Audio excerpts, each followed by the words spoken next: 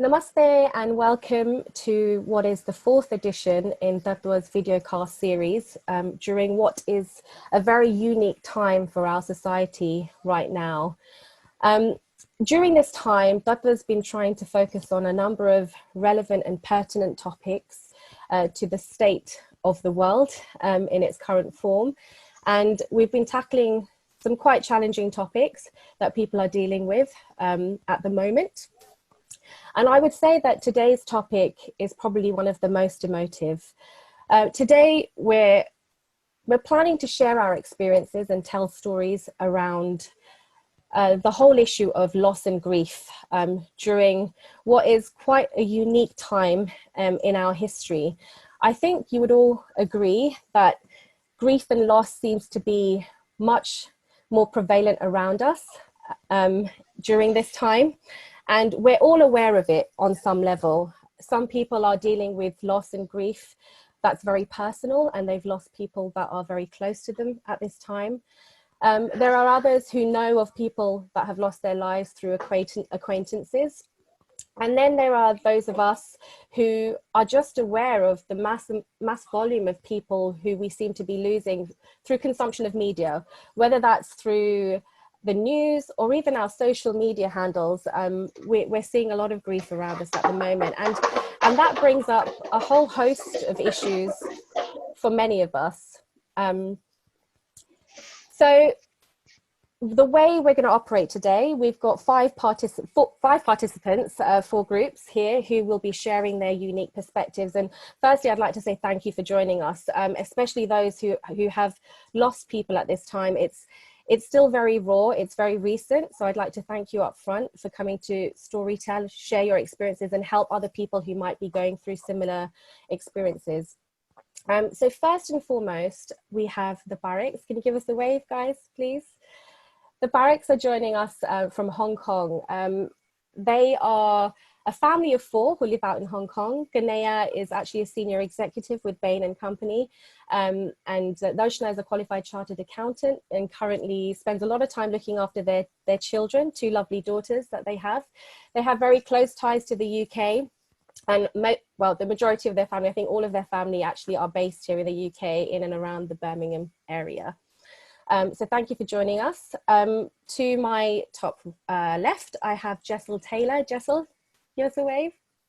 Hi. Jessel is actually a specialist trainee in emergency medicine, and he's currently getting used to the whole issue of living alone.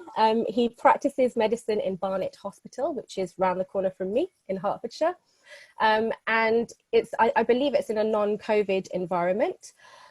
So thank you for joining us, Jessel. You've got a very unique perspective to share with us today. Moving on, we have Harish Nakum. Harish, can you give us a wave, please? Harish is an SHO, and an SHO junior doctor. He was actually redeployed during this pandemic to work in a geriatric COVID ward.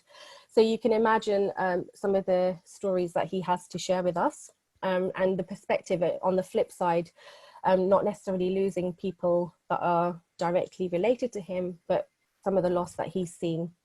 And then lastly, to my top right, we have Hariom Bhatt. Hi, Hariom. Hey. Namaste. Hariom is a secondary maths teacher who lives in Ashton upon Lyne, near Manchester. And he's also qualified and trained in being a pundit. So he is very aware of some of the dharmic perspectives, and has also been involved in conducting ritual ceremonies, whether it's weddings, and also shadowing his kaka on some of the final rites ceremonies like Anticipatory that are important to our culture. So that is our panel today. Again, thank you all of you for joining us. I would like to firstly move this conversation onto the participants here who have sadly lost some loved ones at this time to coronavirus itself. And I'll probably hand over to Kanaiya and Darshana over there in Hong Kong. If you could share your account of what's actually happened to you at this time. Thank you. Thank you, Shivani. Yeah, thanks, Shivani. Yeah, so Uh, basically, my father passed away on the 30th of March.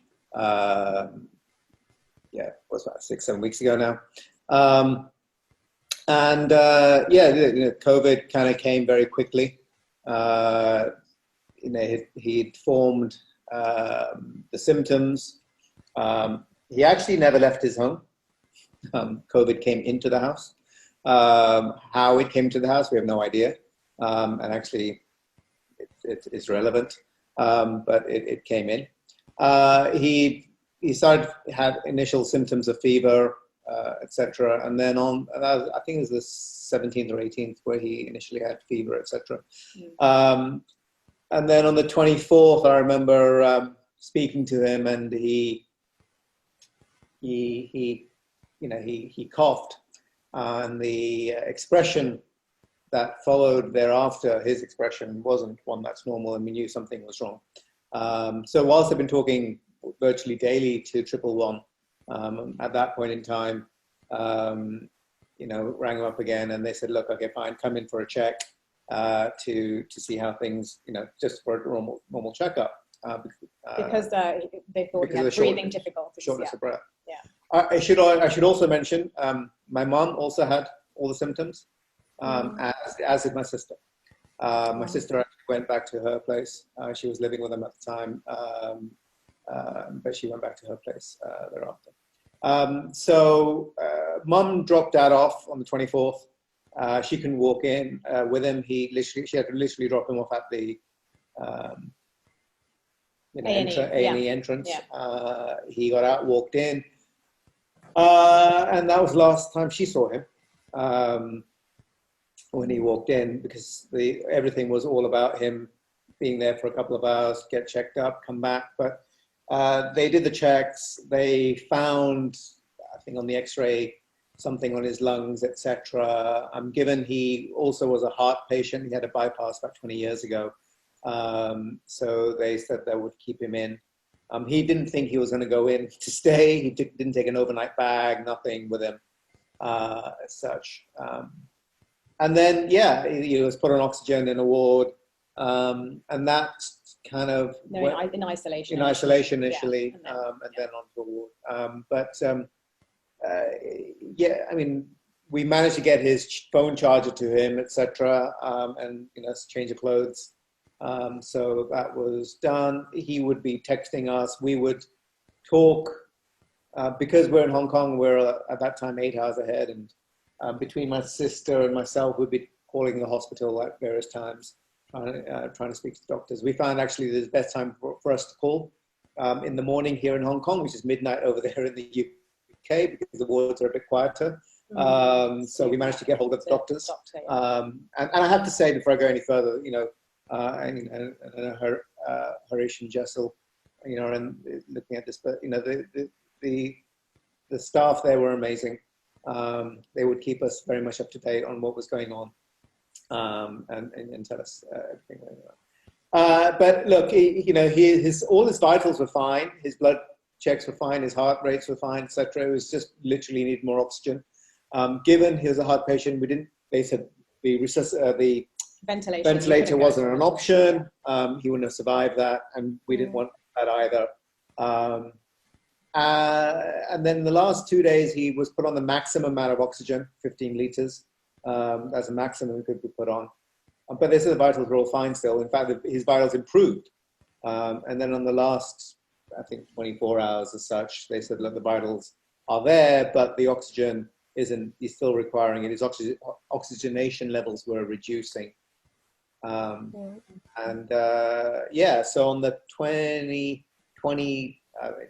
29th, they basically said that, we don't think he's gonna make it. Yeah. On the 30th morning, when we rang again just to, see again, like they said to us he passed away.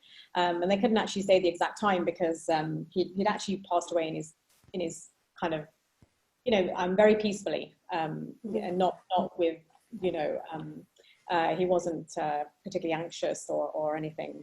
At 7:30 he was talking to the nurses. Yeah, so I mean, it was, but I think the key thing for us was, even when we were talking with doctors, we were just like, can it deteriorate so rapidly? I was about to ask.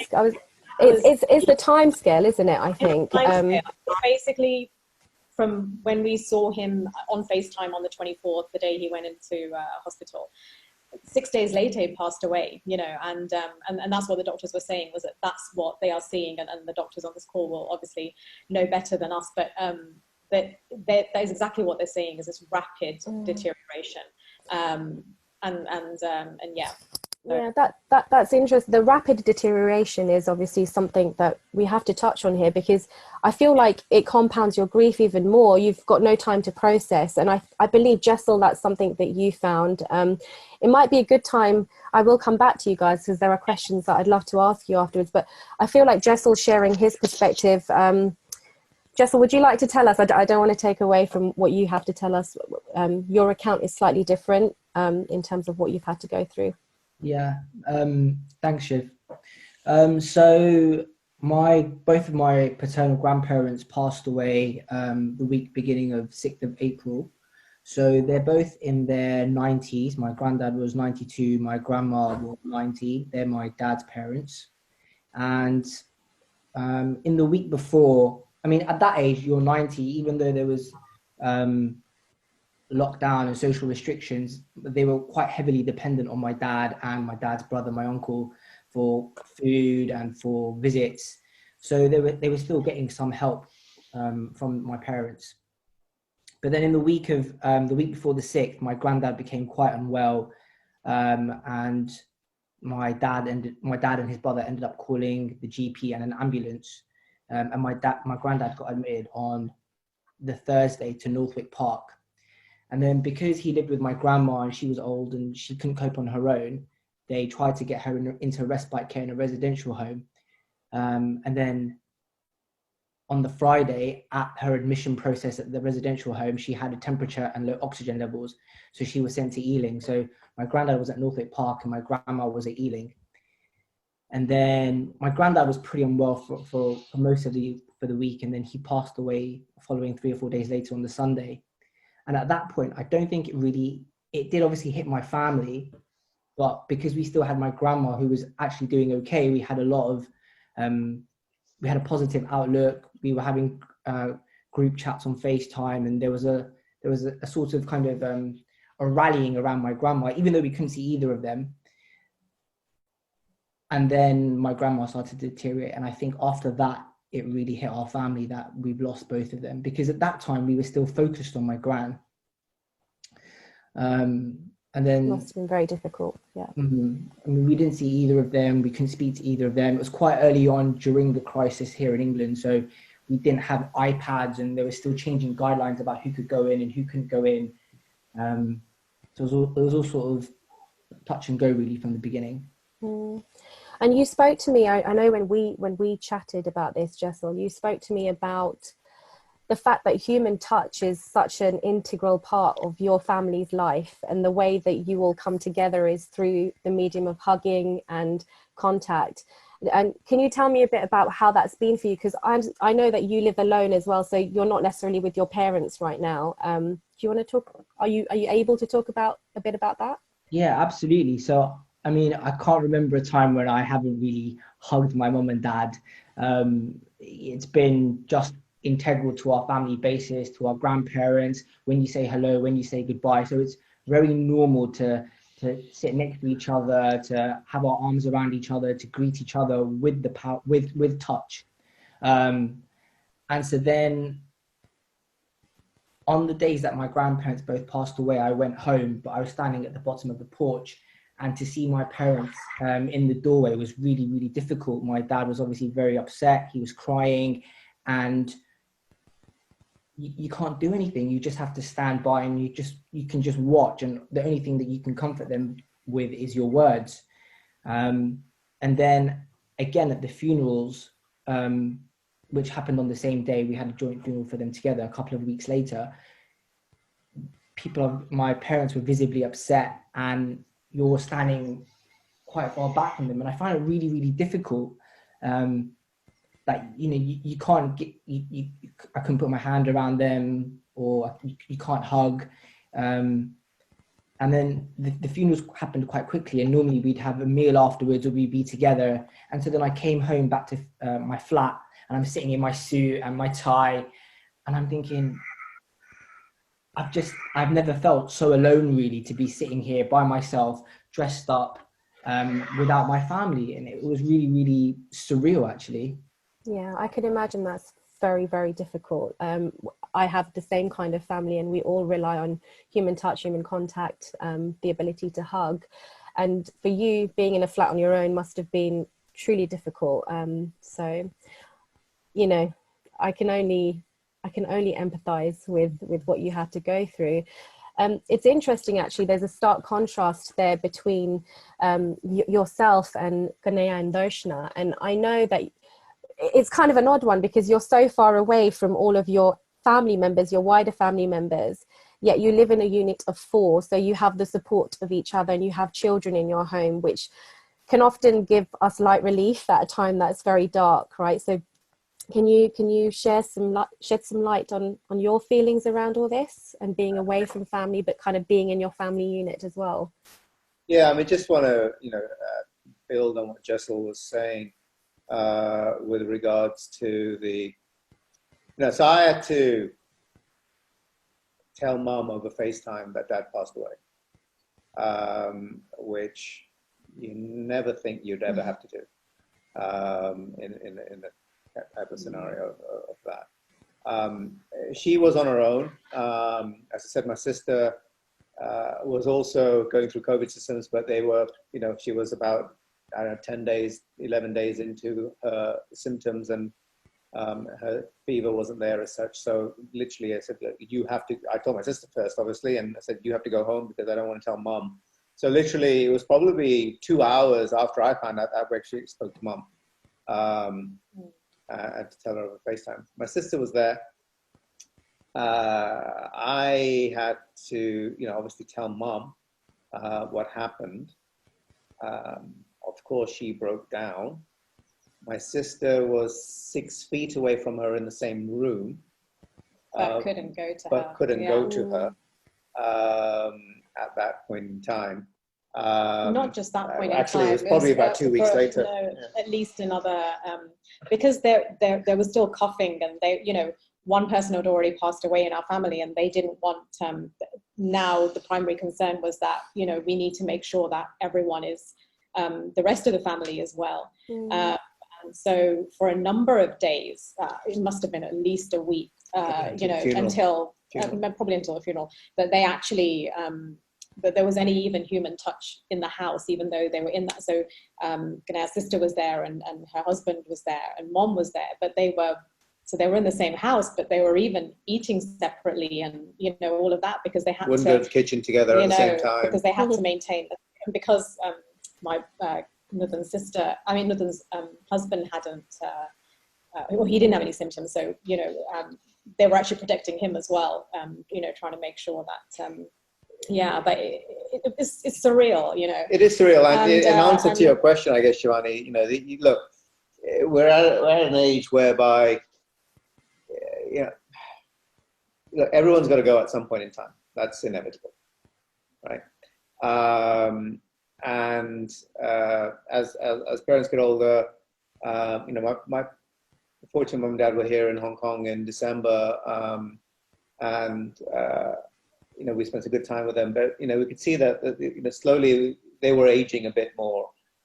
Things were just getting a bit slower, etc. So you kind of subconsciously know that someday you're going to have to deal with this. Obviously, didn't expect to deal with it straight away. But a loss like this is tough at the best of times. You then throw the overlay of COVID on top. It just takes it to another level. Things that you'd never thought, so you could subconsciously think like, okay, look, one day there's going to be a funeral, one day there's going to be this, one day I have to tell, Maitli and Anuki, our kids, that their grandparents passed away. That's going to happen someday. Yeah. But you never think you have to do this over FaceTime. You never think that, okay, yeah, we're in Hong Kong, we're only a flight away. Well, we always thought we were only a flight away. You know, And so, or the whole time we've been living abroad, which has been like 10 more than years. 10 years now.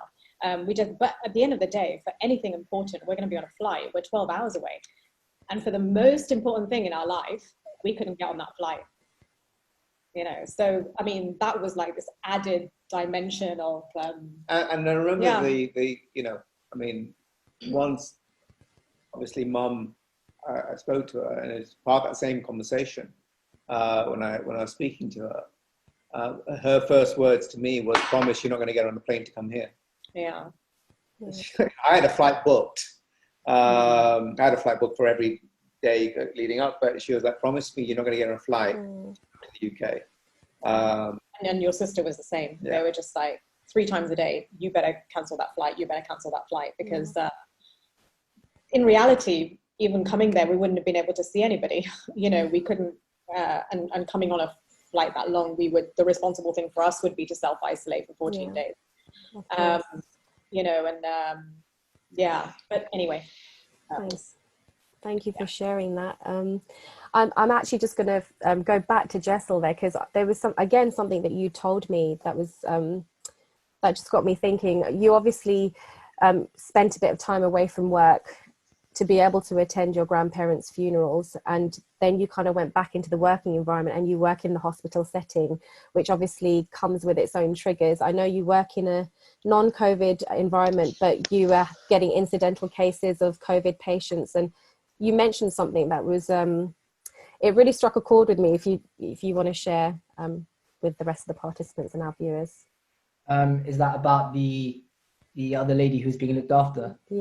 Yeah, so at the moment I'm assigned to an inpatient ward, a medical short stay, so people that are quite sick but not with COVID, so have come in with other medical problems, and we've had incidental pickups of COVID on things like scans, but people aren't necessarily showing symptoms, and then they've had to be moved into the appropriate kind of ward or bay for respiratory isolation. We minimize the risk of contamination to other patients. And essentially on one of the ward rounds one morning, not a patient that I was looking after, but there was another lady, another Gujarati Indian lady who was under the care of another team. And I think this is probably last week actually. And another one of my colleagues who was looking after, who's not on her team, actually comes down to see her because somehow she knows her through a connection. And she speaks to her in Gujarati, she feeds her yogurt, she speaks to her, she FaceTimes the family. And I'm standing on the opposite side of the bay watching this happen. And it just was very overwhelming that this, I'm going to call her a bar because to me that's what she is sitting there in her bed. She's got her umbaro, her bun on. She's in a cardigan. She's got her chasma, her big glasses. And it just pulled on my heartstrings because it just reminded me that that's what my bar would have looked like in hospital. I mean, she was smiling, she looked well, she had a nasal prong on for some oxygen, so a line for oxygen. But I just started to well up, and it triggered you and it compounded your grief somewhat. Yeah. And I think because I haven't grieved properly, I haven't spent that time with my family, we haven't done any of those rituals, I don't have any photos of my grandparents here, I haven't lit any livers, I haven't done anything which is normal for me. This moment was a reminder that somewhere somebody else is going through it and I'm not entirely sure what triggered it, but I think just that connection was enough. And then one of my colleagues was quite kind and said, take some time, and I just had to get off the ward to get some fresh air, but it just pulled on my heartstrings, and that doesn't really happen to me at work. Normally there's a level of resilience there, but I think we're obviously quite fragile. You are, and you haven't had a chance to go through, like as you say, the regular process of grieving that is so normal for people from our background, right? And the way we grieve, which we will move on to a bit later on with Hariom. I'm going to naturally move to Harish.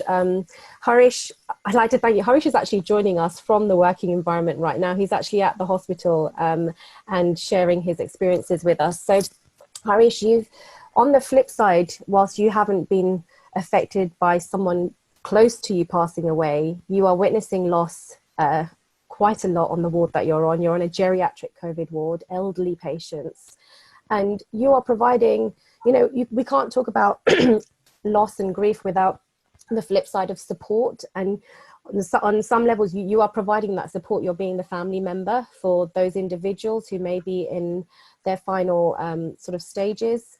And at the same time, that affects how you feel mentally on a day-to-day basis. And you're going through a whole episode of grief of your own. So would you like to shed some light on what that's been like for you?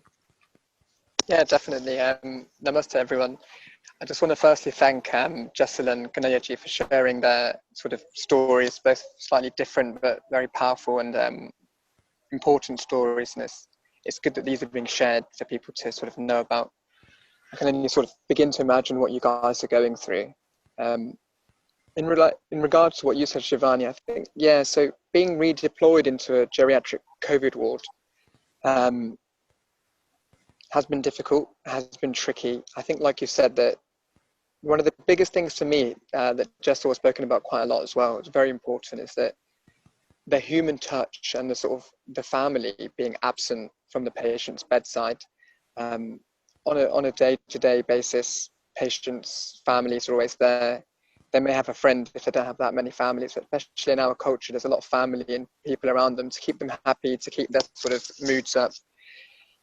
During this pandemic, because of social distancing and sort of reducing the spread of the virus and for the greater good and for people's safety, we've had to reduce the number of visitors drastically.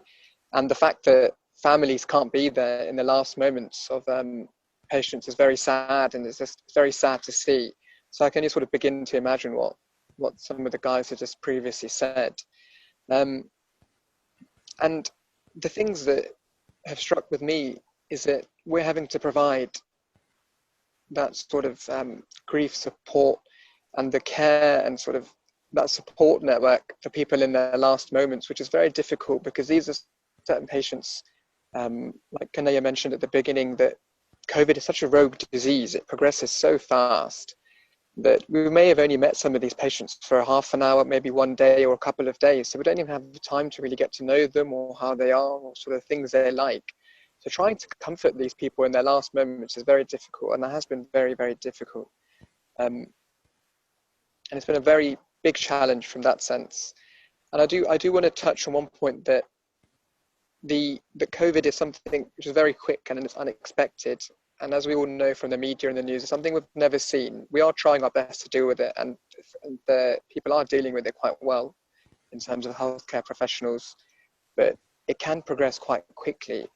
And like you could just go for a quick coffee break and come back, and somebody could be very unwell. Their vitals could be completely different to what they were before, and they may even pass away from it. And I think what this does for people's mental health, so looking at it from a healthcare professional's point of view and for families as well, the fact that as a healthcare professional we think we're getting people better, the fact that the family last spoke to somebody maybe a couple of days ago or earlier this morning knows that their relative is getting better, and then to hear that things haven't gone so well and they've taken a turn for the worst is a very difficult and tricky position to be in. And I think it's good to be mindful that it's very important as family members, as community members, as healthcare professionals as well, to look after ourselves, to have a good mindset. And when we are away from work, to try and look after ourselves as much as we can, however that may be for people. Yeah, I mean, how has it been sort of going home after experiencing some of that? It can't be what kind of environment do you live in, Harish? So I'm in a studio flat at the moment, living in Nottingham. So it's sort of away from family and friends. And I think, as we all know, it's very difficult to go and visit family and friends in a current climate as this is. And with all the sort of social distancing and the previous rules we've had during lockdown, it's been very difficult to unwind and de-stress. But I've been trying to keep active and to doing a few sort of good workouts and things that help me, but it's not the same as it would be on a normal day.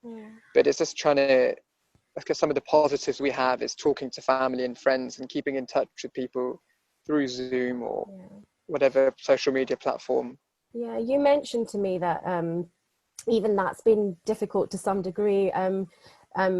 You mentioned to me, I think, when you were speaking to your grandparents through Zoom, it kind of gets this ball rolling of that anticipatory grief that you might feel. It's like if you've got a parent or a family member who's suffering from cancer and you've been told they've got a certain amount of time left to live, you kind of already start the grieving process before they've even gone. It's that anticipation of what's around the corner. And I think you mentioned that you see patients who are quite elderly in your ward, and then you go home and see your grandparents on Zoom and you start to worry and feel anxious about them. So you're experiencing anticipatory grief on some level. Yeah, no, I totally agree, Shivani. I think a lot of my grandparents and sort of the elderly kakas and kakis and things, and elderly uncles and aunties, high-risk patients. So just naturally, some of the people you see at work on a COVID ward also fall in the same brackets. So when you do the sort of weekly Hanuman Chalisa Zoom calls, or even if it's something social just to catch up in the evenings, there is that element of anticipatory grief. And sometimes you just have to maybe even turn the screen off for a little moment, or just go and have a moment to yourself and just sort of unwind and reflect, because it's something that does strike a chord with people, and it is very difficult because it's something that you can be anticipating and you're never sure what's around the corner. So yeah, it's something to be mindful of. Yeah.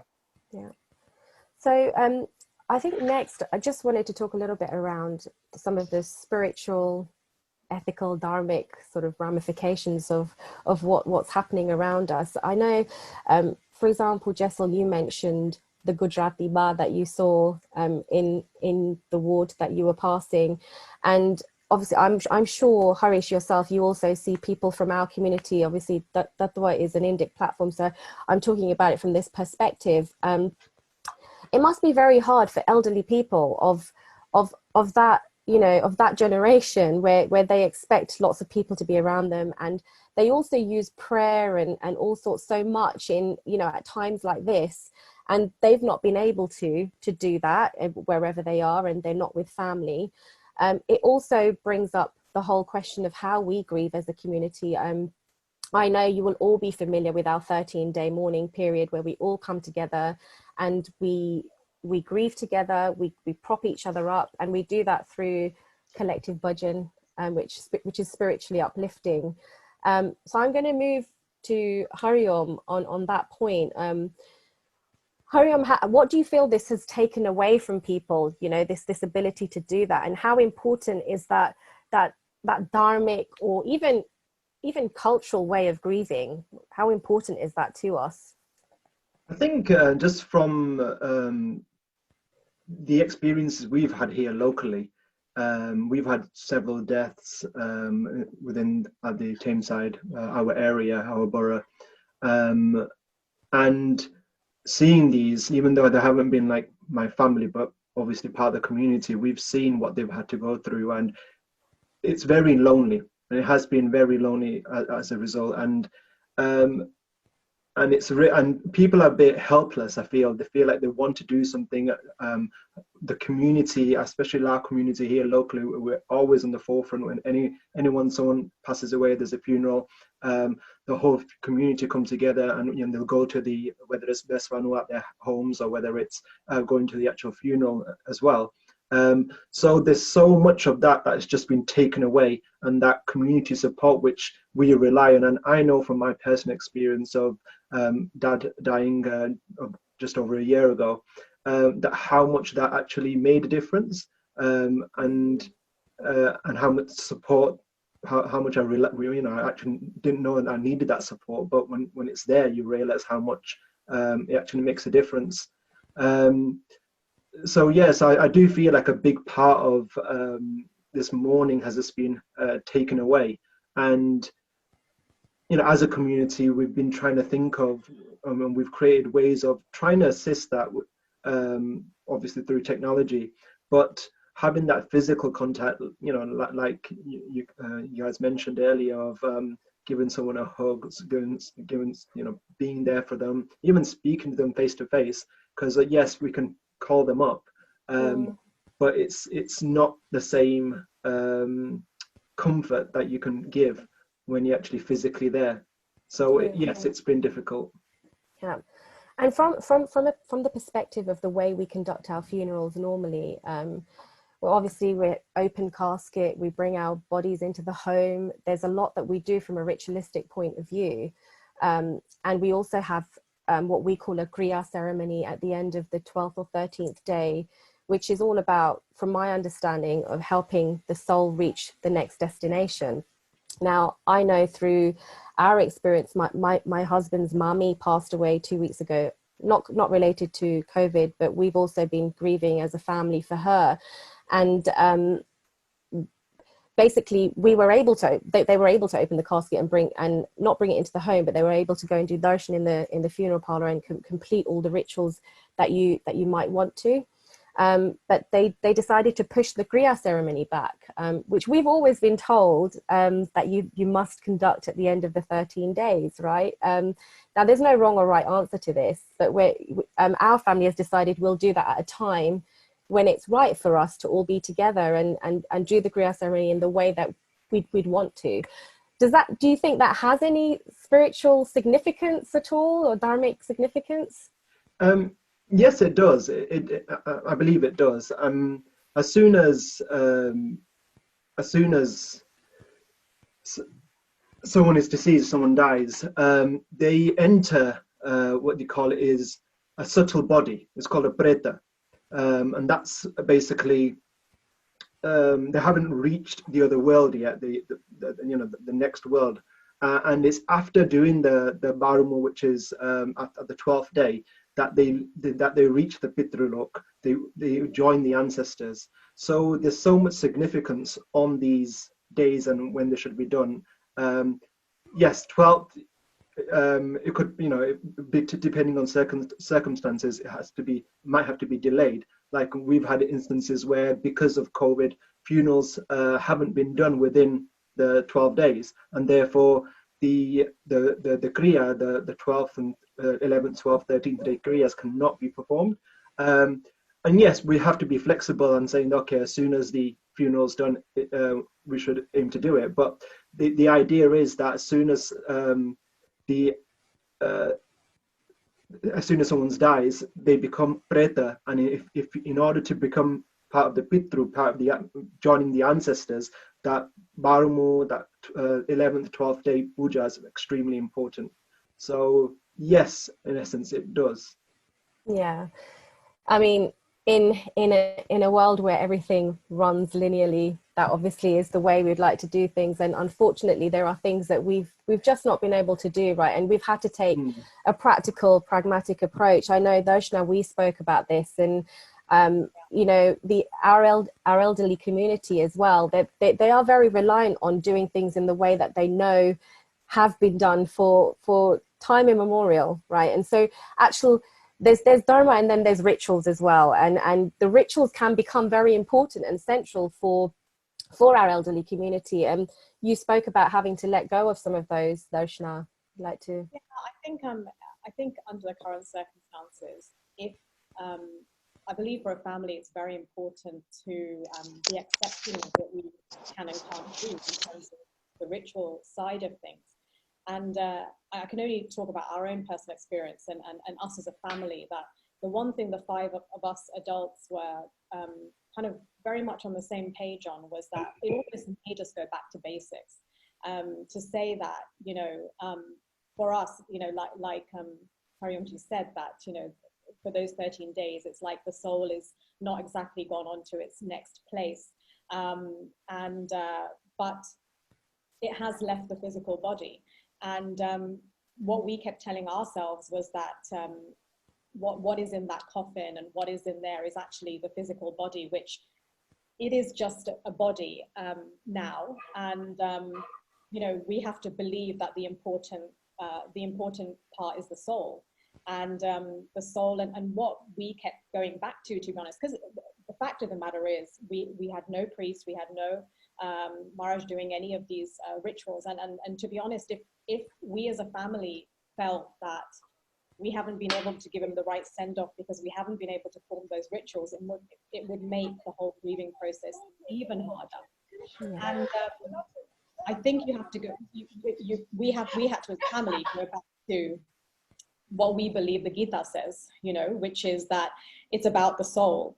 And also, you know, in Hinduism, we talk about karma, we talk about, you know, a person's own karma that actually decides where that next place is for them. And so whilst we do a lot of things to help that process, you know, I think we kind of accepted that for us, it was really maintaining his legacy, making sure that we went back to the teachings of the Gita to say that, you know, this soul is immortal, and he's gone on, and he will have gone on, hopefully, on the 13th day, even irrespective of the fact that we couldn't do a specific puja ceremony, that his own karma and our own prayers in our own personal homes and our own 13 days of you know, bhajans and mantras, and for him would have been, you know, the right thing for him to carry on his journey to wherever he was. And we and I think families in this situation have to take that as a comfort. Otherwise, it would be so difficult if you felt as though everything, that half of the things were left behind and we weren't able to, you know, for him to complete that journey. We as a family believe he's completed that journey. Yeah. You know, we do. The fact that we couldn't, you know, that we didn't do a specific puja. And remember, these pujas as well, they're very different from family to family, you know, as to, like you mentioned a Kriya. If I'm honest with you, Shivani, I don't really know what Kriya means, because in my family it might be called something a little bit different, and the ritual might be something different as well. And I think this whole time has forced us to go back to, you know, back to the raw basics, to be honest. And you know, the fact that we couldn't have an open casket, we couldn't have the casket come home. You know, what was the main concern for us was not that what was in that coffin, because we were like, if another NHS person has to open that coffin and put something in there for us to fulfill something that we believe is a ritual, and that person to put themselves at risk, that didn't seem the right kind of dharma either. Mm-hmm. You know, so I think you know, there's a point where practicality and kind of trying to go back to spirituality, or accepting that things can still happen without the physical, you know, I don't know if I'm explaining myself well, but I think you are. I think that's definitely shed some light on how families can actually come to terms and accept what's happened at this time, and find your sense of closure, right? Because again, we're grieving in a very different time, and so whilst we may not be able to carry out a lot of those procedures that Hariom has alluded to, we have to find our way through the mire that it is. Shivani, just on that point on closure, so whilst the funeral, 13 days, everything is done as, you know, as active basics, the one thing that this will do is closure has become a lot more extended. Mm-hmm. For us, closure won't happen until you met your family. And when that will be, we don't know. And that might, we don't expect that to be in the next, you know, 3, 4, 5, 6 months at least. So closure has just been extended. It's not closure. It's not happening. I can definitely appreciate that. It'd be really nice to move into, whilst we're talking about a very deep topic here, it'd be nice to move into some of the positives that we have been able to leverage at this time. Yes, we've not been able to physically be around each other with our families to grieve, but we are grieving at, again, a very different time to what people during the Spanish flu may have had to done. You know, there were a lot of people, a lot of lives were lost at that time, and technology wasn't something that could be leveraged. And I know all of us here who have lost have been trying to use technology to some degree, whether it's through bhajans or funerals, or even just in your case, Harish, helping patients be able to connect with their family. Technology is something that we've been able to use to our advantage. Harish, I'm going to go to you here, because I know there was something you wanted to cover in terms of the technology side and what you've been able to facilitate in the hospital setting for those patients who are grieving. Yeah, thanks, Shivani.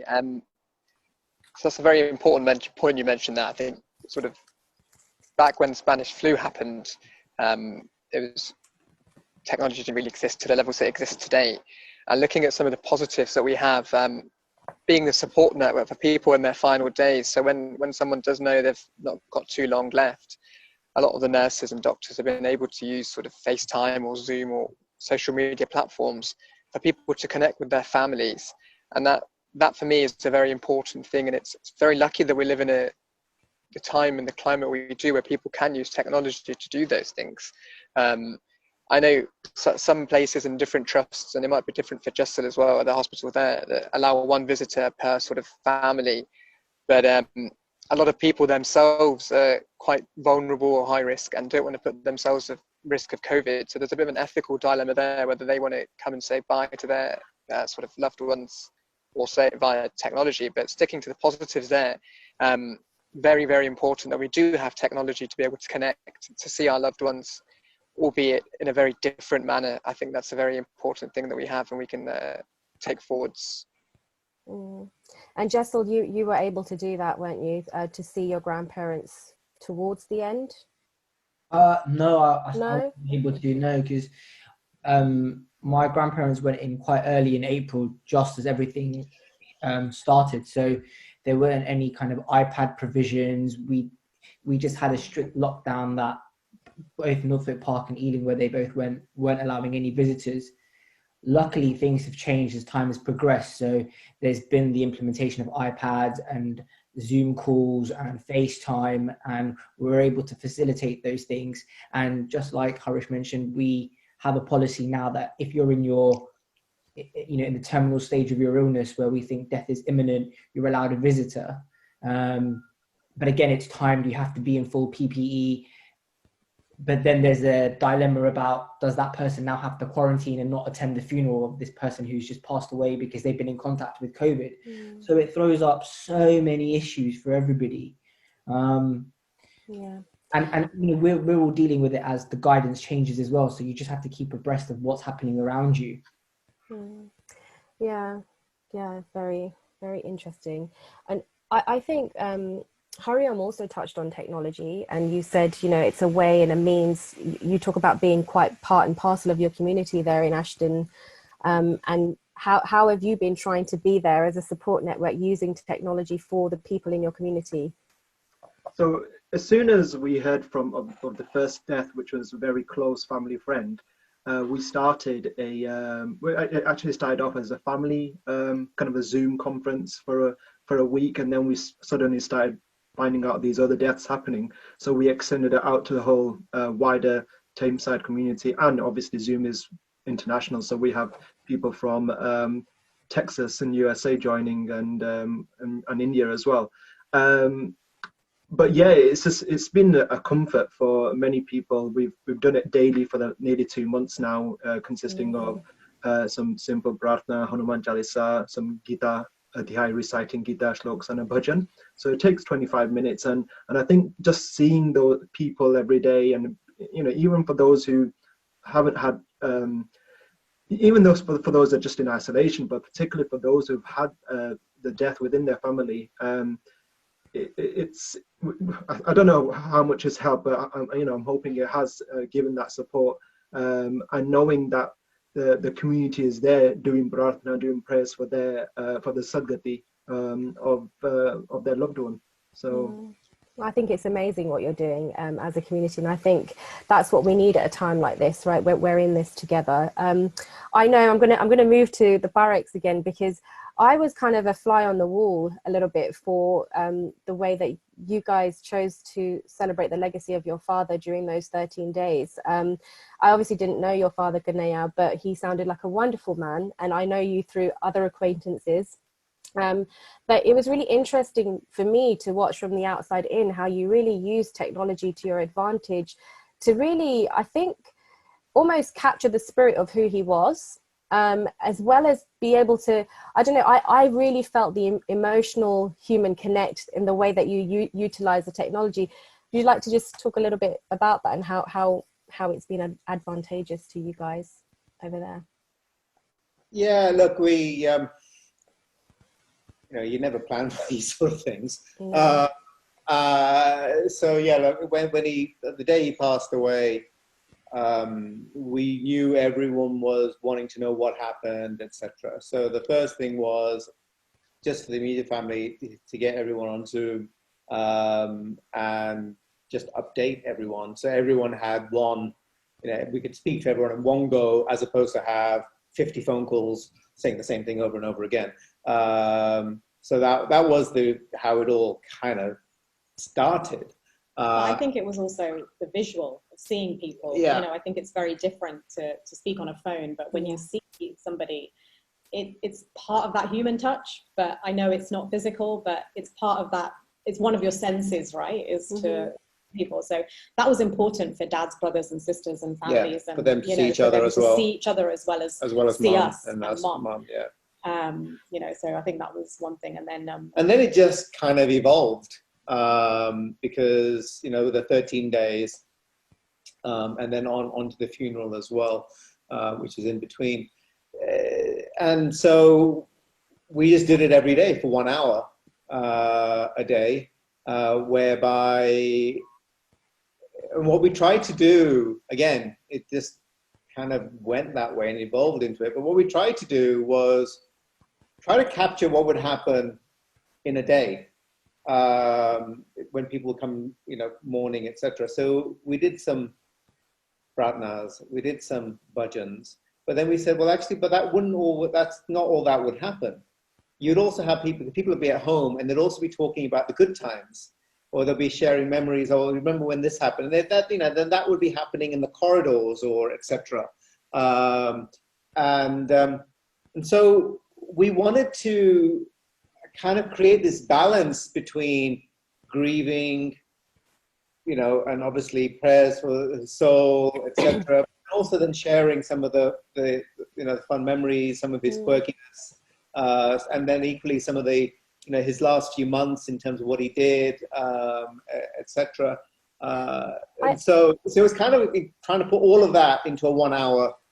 Yeah, I agree with you, because I think during those 13 days, we're going back to that 13-day mourning period. It's very much, whether it's been designed from a spiritual point of view, which we've kind of talked about already, I think those 13 days have been designed for us to be able to all kind of grieve together and remember that person and go through a concentrated period of grieving, so that it doesn't necessarily impact your day-to-day going forward. When you're left kind of on your own to deal with something like that, it's hard. And I think when we do that grieving in the physical sense, and we all come together for 13 days, it provides so much comfort. And we do spend times laughing about that person and thinking about that person. So it's not all doom and gloom, right? Those 13 days are designed for us to talk and you know, the cousins all come together and laugh and joke, and there's eating that happens, and it's not disrespectful to the person that's gone away. It's actually just helping us be resilient. Yeah, celebrating them, helping us be resilient in that moment. So there's a lot to be said for how you manage to do that through the technology medium, I think. I think I just wanted to say one other thing. Sorry, I can go on forever, but no, it was about one thing you mentioned earlier was collective mourning, and I think that is the big thing about our culture, is that it's about coming together and being collective. And what we've tried to do is be collective over Zoom and you know, and be that togetherness. And the number of people who actually said to us that we just felt connected, you know, that was, and like Hariom just said, it's from, you know, America to New Zealand, Australia, India, everybody, which actually normally wouldn't happen. So, you know, if this is in your home, that person from New Zealand wouldn't be able to participate. That person from America wouldn't be able to participate. So there was this element of silver lining. And I just want to touch really quickly on the funeral, because the funeral for us was really different, obviously not being there. And the biggest thing when all this happened was, how could we not be there for Dad's funeral? How could we not be present in that crematorium? You know, that was massive that we weren't going to be there. But at the end of it, I think we felt as though the funeral wasn't just in the crematorium. The funeral was there with us, like all of us. You know, it was on Zoom. It was like, so we actually, I mean, I think Shivani was on the call, but we actually did our speeches from here, and we did it in Zoom. And Kanaiya's idea was that we're not confined to having to give his speech in the funeral crematorium. Why don't we give it in one of his favorite places in Hong Kong, which was our garden? And why don't we bring that in? Why don't we bring the fact that, that this was one of his happy places? And the fact that actually, for, I would say, 80% of the funeral, it was actually not in the crematorium, and it was on Zoom with with us, with the girls, with me and Kanaiya, obviously with Dorinda saying the speech. It took away that feeling that we weren't there. It felt like we were, because suddenly it didn't matter that we were not in that physical place. I would agree with you. As a person who was viewing, I felt like you were with us and you were conducting that whole ceremony for us. It was very powerful. So what we can achieve through technology is pretty immense, I think. I think we are coming towards the end of this webinar, and it's been such an insightful discussion. I just wanted to open it up to the floor. Was there anything left that anyone felt they wanted to say? I don't want to, stop you from saying something that you feel is highly important to close anything off.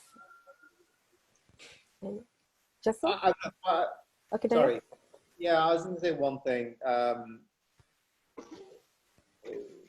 And Jessel probably is similar because his grandparents died early on in this whole thing. I think Dad passed away a week prior to grandparents. What this did do, and I strongly hope and believe this is true, is for our community, because this at that point in time, that was when the 12-week ban had just come in place at the end of March. And then everyone was kind of saying, how am I going to stay home for 12 weeks, etc. And until then, it wasn't real. Dad was, for us and for many people, the first person they knew even had COVID, let alone passed away from COVID. And Shivani, you may remember in the first few days, I would forever complain that I was on the Zoom calls. I just spent a lot of time trying to drum this message in to a lot of people, because all the people on the line were all in that highly risk, a 70-plus-year-old category, in terms of the cleanliness, staying at home, etc., etc., etc. So I think, if anything, what technology enabled us to do was to get, connected a lot of people, but it also enabled us to get that message out to a lot of people at the same time, and for them to that awareness up there, and I sincerely hope that as part of Dad's final legacy, and I'm sure it's the same for Jessel's grandparents, part of their final legacy is that it may have made one person change their behavior and think slightly differently in terms of what they're going to do and not do, etc. And if that's, I'm not saying that then everything's worth it, but at least something's good come from it. Of course. It's only ever really until you actually know somebody who's of got course, it. of course. I think I'll just say what when I was listening to you talk, Kanaiya, one thing that I realized from this situation is how massively resilient our community is. So obviously so much has had to adapt. There has had to be so much flexibility, but it is so heartwarming and so wonderful to see just how adaptable and flexible and resilient our community is. So, people who are in that high risk category group that have stayed away for 12 weeks, who are, at the frailer end, they've managed to get Zoom, they've managed to get iPhones, they've managed to get on the technology. So you're watching these gakas and gakis, clapping along to the budgeons on Zoom, and it is just like, well, somebody somewhere has helped them to do that, and it's just so great to see that even despite this, there is a massive sense of community. Just like Kanaiya, we had people from like Canada joining these calls, and it's so wonderful to see how your grandparents have impacted people all around the world. So, and that's still there regardless of what's happening now. Hariom, any final words before I round up? I think, just touching on what Jessel and Kanaiya just said there, hopefully the positives of technology will come out of this if we can take that going on. But more so importantly, how important, and hopefully we can be very grateful for how sort of value our family and our community aspect of things. I know sort of being a British Hindu growing up in the 21st century, we have a lot of things at our doorstep, and we can take a lot of things for granted. But like Jessel was just saying there, hopefully going forward, this will make me personally be very grateful for our elders, our community, and the family that are there, because it shows how important that is and how much we can support each other during the good and the bad times. So that will make me really think that family and community is really, really important. Thank you for that. And Hariom, final Yeah, word. just one thing I was reading, that in our Shastras, it says that whatever is offered to the ancestors during Shraddh, the Shraddh ceremony, goes to them in whatever form they exist. So yes, if it wasn't not these conditions, we would have offered the bindas, we would have offered these kind of things that we'd put in the casket, but the circumstances are different, and we've done, and many people are doing what best they can, whether it's through their prayers, whether through their thoughts, and that's what we've offered, and that's what our loved ones are taking. So I think, regardless of we can't do stuff physically, the fact that our prayers are with them, that's very, very important. That's really a good way to round our discussion off. I've just got a few last reflections before we go. Obviously, we're talking very much about the loss of people here on this webinar chat, but our community as a whole, humanity as a whole, is experiencing grief on a number of different levels right now. It's not just the loss of people. There are people who have lost their normal lives, are not able to go to school for our children, we're not going to work. It's loss of normality to some degree. There are people who have lost jobs. There are people who are completely isolated and feel a real lack of not being able to be near their families right now. And I think many of us here on this webinar would say we're very privileged people, and there are lots out there who are not as privileged, who are probably experiencing other levels of grief that we can't even comprehend. And I think I'm going to end on an important quote that I've picked up from one of my favorite poets, Khalil Gibran, who says, "Ever has it been that love knows not its own depth until the hour of separation. Ever has it been that love knows not its own depth until the hour of separation." So when we are on our own, that is when we feel our deepest love. And I think it's the love that needs to guide us and drive us. And so if you are aware of people that are out there who are grieving on whatever level that is, please pick up the phone, pick up your FaceTimes, send an email, do whatever you do through technology, but be there as a supportive network for them. And I think we've all touched on that in our final comments. Community is key, and that is what is going to get us through this very unique time. So I'd like to thank all of our participants. Thank you, Jessel. Thank you, Barracks. Thank you, Harish. And thank you, Hariom. It's been such a great discussion. Not an easy one to have, but I think it's been very fruitful, and our viewers, I'm sure, will be very grateful, as am I. Thank you, and namaste, everyone. Namaste. Namaste.